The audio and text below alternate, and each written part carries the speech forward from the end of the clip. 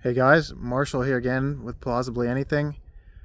Unfortunately, we broke our mic adapter, so we're gonna go no mic today. But I just recently was exposed to this awesome concept, and these with how much self help stuff I try to absorb. I find these new um, concepts and things like that, and it was about how we have these coping mechanisms, and one of them they're similar to like a pacifier, as the example the guy used, like when you're a baby, if, someone's crying, someone's frustrated, you put a pacifier in the baby's mouth and they start coping with how they feel. And so I kind of resonated with this, and sort of like I had a tragedy. I became paraplegic, and after that I was like trying to cope with it. And so how I would cope with it would be I would play video games. So that was my distraction. That was my mechanism to sort of, get away from things. And then what I realized happened was that I would I would get faced with these thoughts that I was, trying to distract myself from. And so this video in particular, um, he talked about how um, these coping mechanisms, and he didn't really actually explain how his experience, but it was very prevalent that I had a lot of ideas in my head that I wasn't really observing from like a from perspective. I wasn't looking at the ideas in a way. I was just like, how can I shut this off? And I didn't have any other way. And then I even actually, to help me to sleep at night, to help with that, I would listen to you know rain or stuff on YouTube to just help me sleep and calm me down, which was great. It was, it actually helped me get through it, but it didn't really find the source of the problem.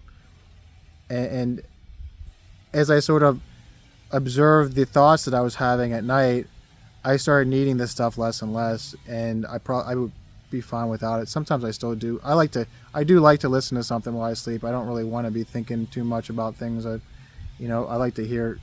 I like to always be absorbing stuff, so I do like that. I probably wouldn't need it, um, but the whole idea is really just finding the core aspect that's really triggering you, and then you want to like find a way out of it. And these triggers can be stuff from like childhood and stuff like that. These, whenever you're put in a frustrating conversation, you boil over or something like that.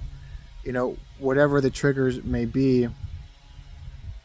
I've seen other people that are very triggered by you know simple you know simple disagreements can turn into you know people losing their cool. And so what is that? It's not exactly what the conversation is. It's a trigger into how somebody always wants to have the upper hand in a conversation. you know and if they don't, they may try to cope or something. They might try to, like, you know blast their music in the other room or something like that. I don't know, but it's not exactly also the music that's a problem. It's the way that you go to the music. If you just really love music and you're like, all right, I'm gonna turn music on for a while, that's great. But if you're using music as a way to distract yourself from your problems, or the finding of the source of the problem, then it's gonna be detrimental, and you can be sort of in this sort of cycle for a long time. Maybe even your whole life you could be in this cycle if you don't start looking at um, the triggers, you know, whether it's fear, anger, or there's actually probably a bunch of different examples. Yourself. I'm not a person that really gets angry a lot of times, so I don't really have that anger trigger. Um, I guess unless I'm playing video games, which I don't even know how that would. I don't think there's any way around that. I'm gonna always be like very competitive in video games and stuff like that. Um, but whenever I played soccer, I was not angry with my teammates too much.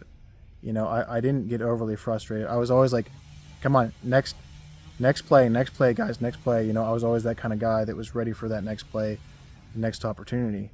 And so, um, yeah, the frustration, the anger can kind of get in the way of you moving forward. And I even experienced this situation, and over the last few months, experienced a situation when someone was really easily frustrated, and with another person is also easily frustrated. And what happens is, like, they can't even get along. They're two magnets that have the same sort of effect. Um, they just kind of deter each other. And so you can't really change people, but I just go through life and I try to be the person that's like also looking at other people with perspective too. And so whenever I even talked about to somebody about these concepts, and they also kind of deterred them and didn't really understand, and they actually started talking about something in the environment, and I was talking about looking at the core thing. It's not exactly what's happening in the environment that should frustrate you. It's not exactly political things that should frustrate you. Because those things are just really triggers to something that's happening in you, like a need for control. If you can't handle someone being president, then you also probably can't handle a lot of different opinions and things like that. You can't handle it. And you'll even try to cope and just get away from things like that. Obviously, there's some very, very toxic people out there in the world, but a lot of times I think you'll realize that you can handle people and handle their flaws and just accept them from who they are, and not try to change, not try to control. And for this, this is tough for me because I don't think I'm like an overly controlling person. So I don't really understand where that trigger starts, where you become overly controlling. Maybe you reflect other people, and maybe you reflect some parenting or something like that, where you're like reflecting their need for control, and you're like, okay, I need to. That's they see that as a way of showing dominance in the world is like a need to control. But that also it's not going to be great for you. It's not going to be great for how you feel on a daily basis. If you really desire controls for outcomes, then you're going to be easily frustrated. And whenever I talked to somebody recently and they didn't really get the pacifier thing, they already immediately went to the external environment and actually kind of like looped on a subject that they often go to. I listened to it, I heard him out. I could tell he didn't really get what I was saying. I think I repeated myself once more, and then I was like done with it. I was not frustrated. I did not raise my voice. I could actually tell this person was kind of getting a little frustrated as he talked about somebody that he doesn't really like their habits. He doesn't really understand them. When really this subject was all about kind of what's happening. It was me self-reflecting, and I like to self-reflect in front of other people sometimes to kind of plant a seed, to help possibly with what how they could deal with something in the future, like anxiety in the future. And that was one of the topics, was anxiety, and how to just kind of understand the triggers. And unfortunately, this person didn't really understand that I was trying to look at the core to the problem, not really examples from other people, and that this person doesn't really approve of their mindset. That can be, it's very gossipy, and so this is just a further reflection on how I want to be like. I want to be able to be friends with a lot of people, even if like they're not into like the self growth stuff. Like if they're not into self growth, I want to still be uh, you know, able to connect with these people. I want to be able to connect with all kinds of people. They don't have to be on a self help journey. They don't have to have all these things figured out. It's okay if they loop on these things that frustrate them. That's okay too. Um, I'll try and plant the seeds and try to help the person out. Um, but you also have to remember you can't really it's you can't force help on people. That's almost like a control thing. You can't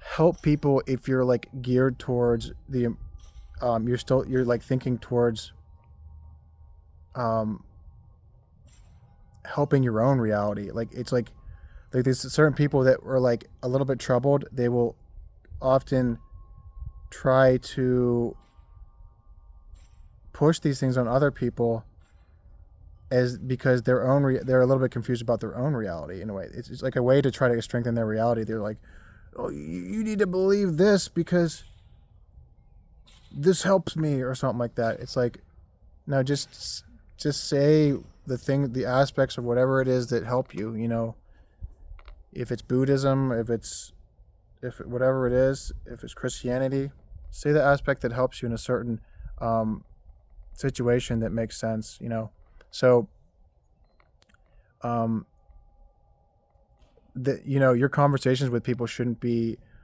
geared towards empowering your own religious beliefs. So it should be kind of um, fundamental. If you want to really help somebody, you could like plant the seed fundamentally. What the core issue could possibly be.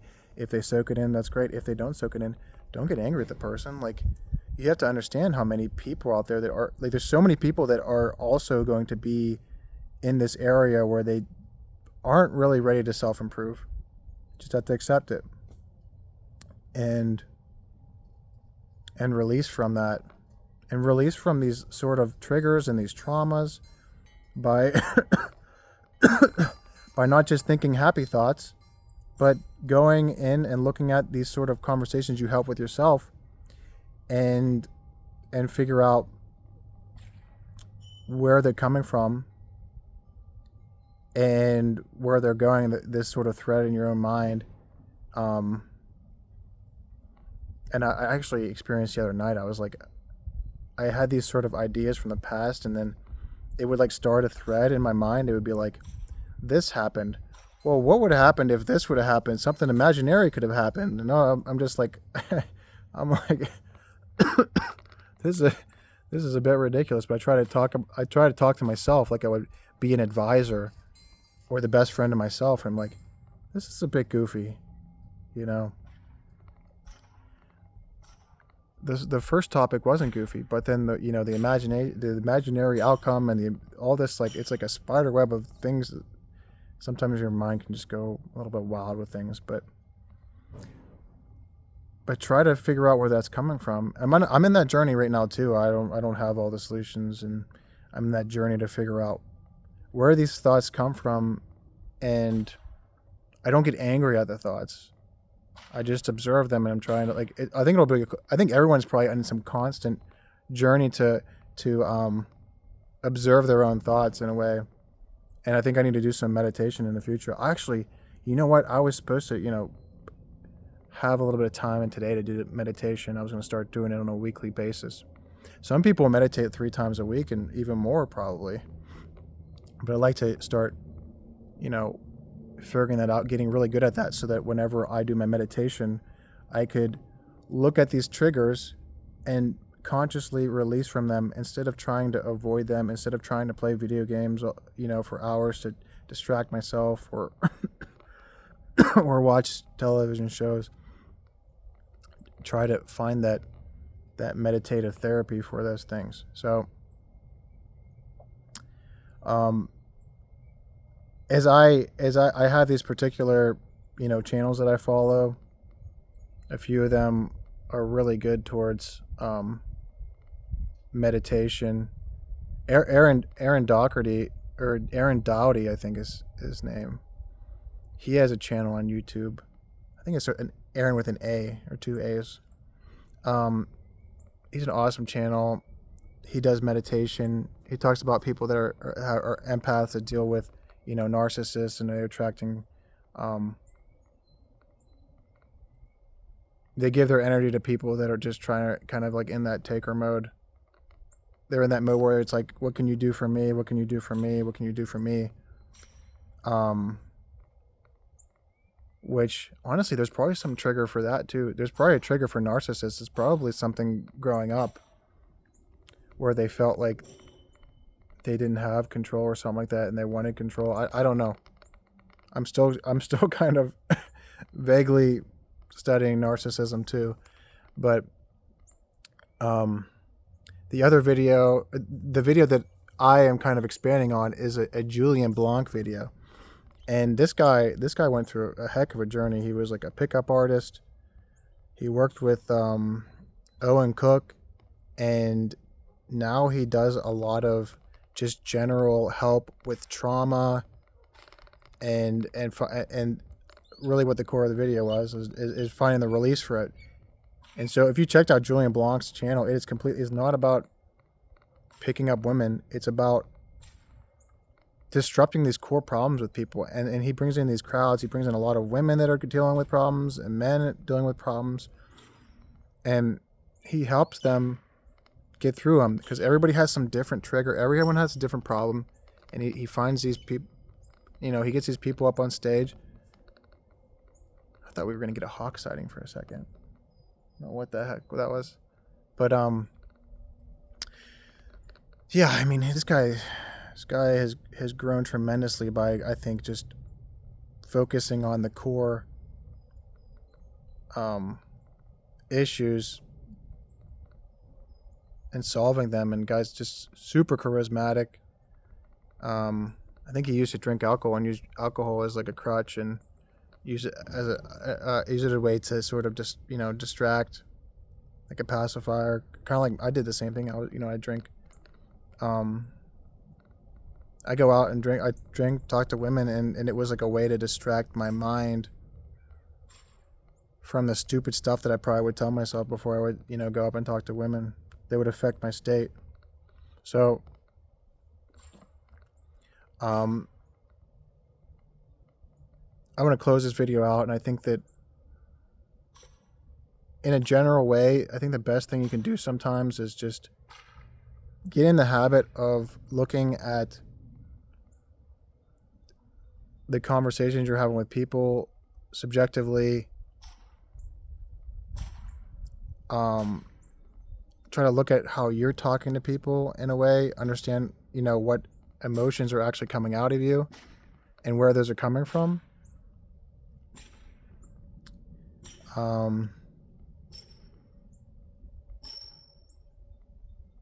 Where's it going to go with this? But also, on top of that, so these emotions coming out of you, how you're talking to people, also often will reflect on how you talk to yourself. And I've experienced that with people, that they're very tough on other people. And I think that, and then you'll see the verbal frustration coming over them.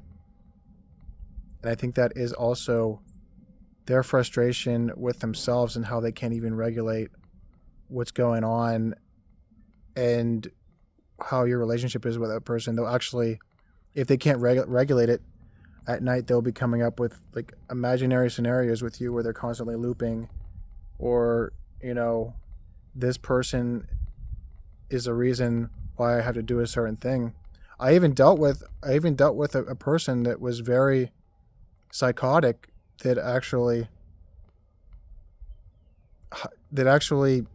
poisoned me with PCP. And so I think what this person was struggling with was that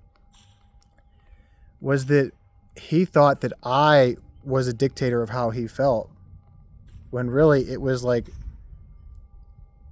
his problem with not being able to release things that happened in the past, or and so the things that happened in the past it turned into a spiral where he would come up with imaginary scenarios. This person did this to me.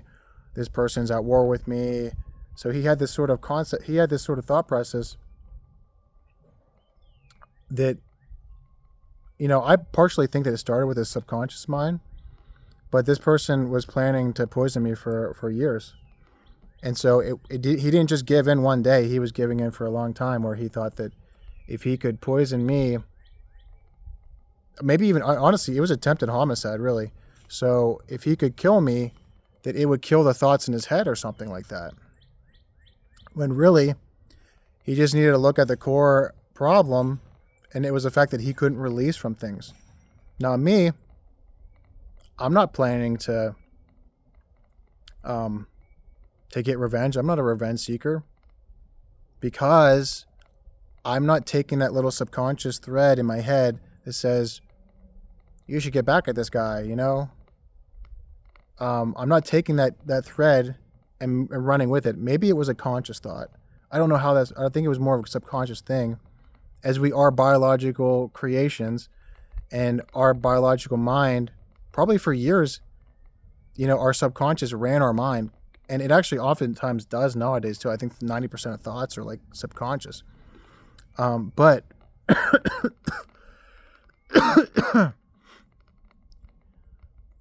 but for us, I mean, the ultimate goal here is to be a conscious being, and those subconscious thoughts that are very detrimental, if you shut them down quick and often, they often don't occur as much. So you shot down that thought, and it should be gone for months. Shouldn't think about that again. So unfortunately, this person was looping, and it drove him crazy. And the wild thing is that I don't think it's that unnatural. This is something that happens to everybody. But the unnatural part was that he went through with it. Something that is egregious, an attempted homicide, attempted poisoning. So everybody suffers from this effort to understand their conscious mind, and that's really what I believe Christianity that is one of the full purposes of Christianity on a base level is how to regulate your subconscious mind and find the consciousness that will be the best for everybody. And so I think part of me, I don't think I really fully understood that when I was growing up. And I think there's a lot of adults that don't even fully understand it now. I mean, you could be a grown man and you could want to go out and try to torment people.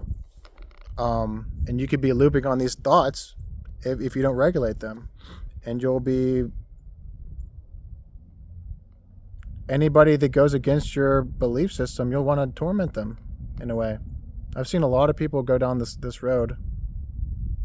They get real fucking crazy, real wild. And many of them were Catholic or Christian.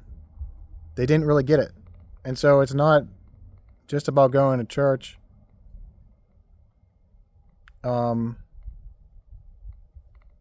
But it's about, constantly trying to regulate your conscious mind so you can not be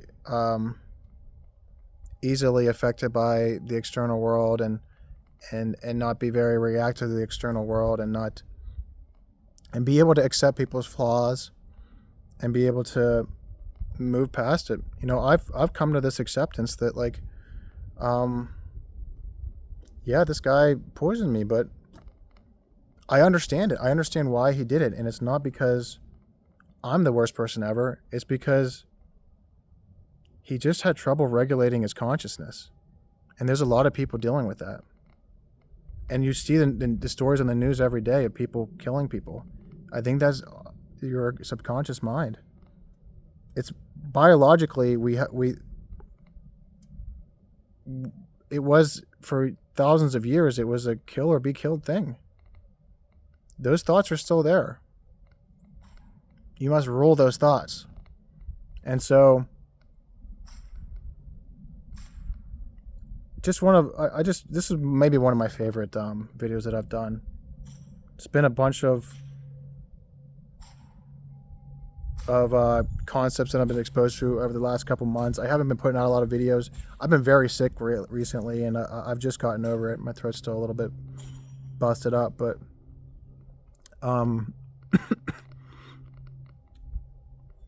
yeah, I'm just happy to be here. Please subscribe to the channel. We got more great content coming up.